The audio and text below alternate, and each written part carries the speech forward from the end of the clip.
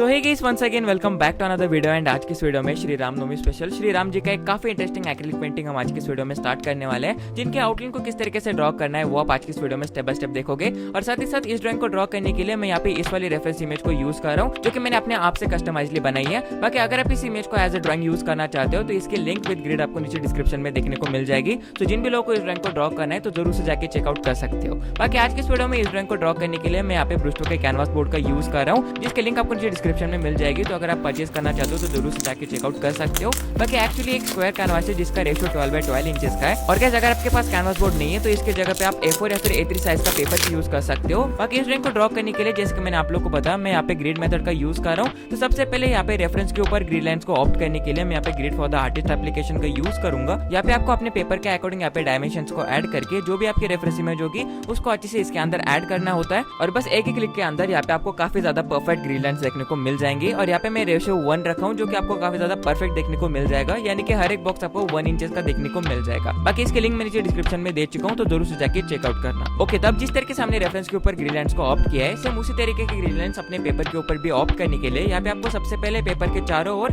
1 inches का distance छोड़ के पॉइंट्स को मार्क करना है, जिससे आपको हर एक बॉक्स टोटली 1 इंचेस का देखने को मिल जाएगा। और क्योंकि मैं यहाँ पे स्क्वायर साइज का कैनवास बोर्ड यूज कर रहा हूँ, तो यहाँ पे मुझे vertically and horizontally total 12 points देखने को मिल रहा है, जो कि 1 इंचेस के। और ध्यान रखना गाइस, यहाँ पे आप कैनवास बोर्ड के ऊपर ग्रिड लाइंस को ऑप्ट कर रहे हो तो यहाँ पे आपको काफी ज्यादा लाइट पेंसिल का यूज करना है या फिर काफी ज्यादा लाइट प्रेशर का यूज करके ग्रिड लाइंस को अच्छे से ऑप्ट कर लेना है।